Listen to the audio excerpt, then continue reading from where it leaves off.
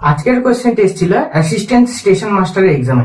এটা একটা রিজনিং এর কোয়েশ্চেন, চলো পড়ে দেখা যাক।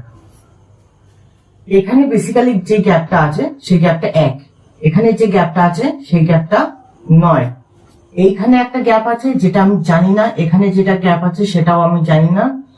এই যে গ্যাপটা আছে এটা হলো 81, আর এখানে যে গ্যাপটা আছে সেটা হলো 121।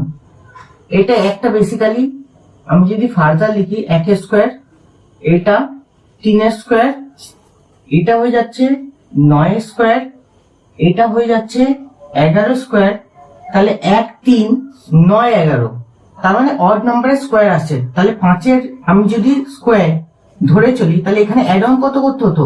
25। তাহলে 25 অ্যাড অন করলে 15-এর সঙ্গে কত হতো? এখানে এই সংখ্যাটাই হতো 40।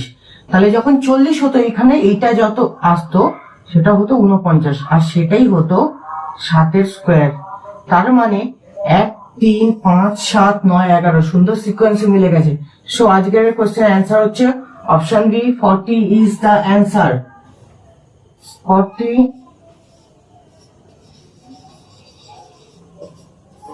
অ্যান্সার।